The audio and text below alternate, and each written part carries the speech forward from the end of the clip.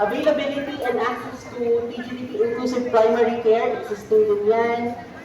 Access to labs, existing din yan, nagbibigay yung city natin. At i-referral to specialized secondary tertiary level services. Ayan. And of course, may provision of mental health services, prohibition of SOGSC conversion services, no, yung mga harmful practices that try to negate a person's gender identity. Next ay yung gender affirming care as a harm reduction strategy ng ating ginagawa ng ating HIV program ng city.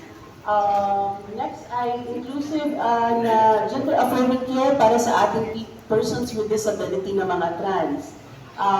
Program G. Non-competent na city HIV response at mga non-biomedical and other support services. Healthcare primary.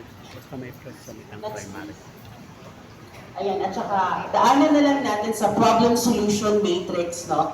Para maintindihan natin bakit nakalagay yan, bakit naka-indicate yung provisions na yan sa ating ordinance. Next.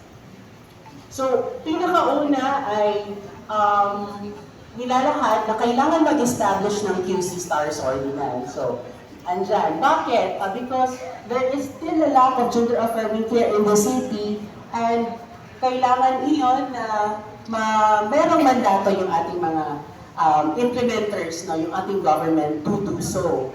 So, ayun, may program tayo, tatlo yung program na nakita kanina, provision of gender affirming care sa existing city health services.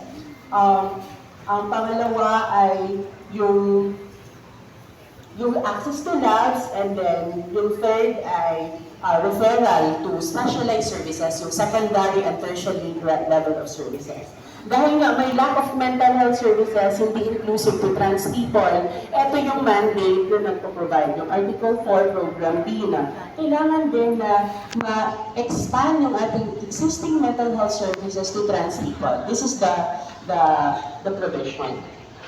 For Article 4 Program C naman na prohibit SOGSC conversion practices, dahil nga na-experience namin mga TGDP, trans and gender diverse person.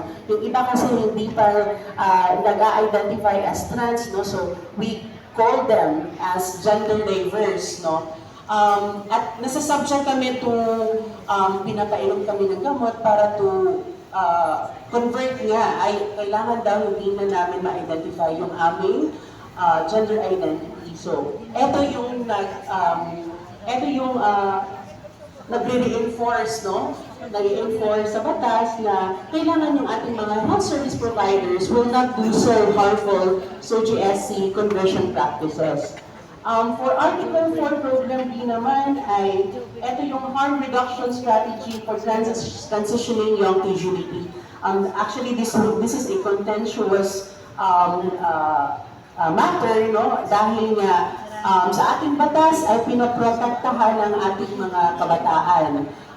Kailangan na may parental consent, at yun nga, meron tayong best interest of the child na principle at saka minor mature doctrine.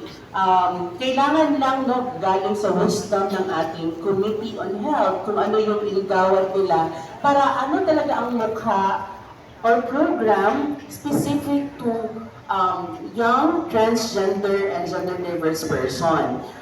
Dito lang nililay down lang na kailangan hindi sila excluded, no, sa pagbibigay ng serbisyo na angkop sa pangangailangan nila. At alam natin na ang existing situation ngayon ay maaga pa lang, no, sa maagang edad ng 10 years old ay accessible na sa kanila ang mga transitioning hormones. And we want to kailangan may harm reduction tayo na ibibigay sa kanila, no, na galing sa ating health system, sa ating city health services na matugunan yun, no, na hindi overdose, alam nila kung ano yung iniinom nila, supervise, monitor yung paggamit nila ng kanilang transitioning. And of course, pwede din hikayatin yung kanilang parents to support, no, their transitioning child, etc. But the decision to proceed to this provision ay galing sa ating mga authorities, no, galing sa ating committee members. Next ay non-inclusive to PGBP with disabilities. Alam naman natin, like for example, yung ating mga PWD na deaf, no? Na transgender people, when we talk with them, there's really that barrier that we cannot communicate, no? Fully with them. So kailangan talaga na include yung competency, how do you promote health services on trans health para sa ating mga PWD. That's just one example. And the rest ay kailangan pa natin i-identify ano ang mukha, ano ang i-develop natin na specific na trans health services for person with disabilities. Next.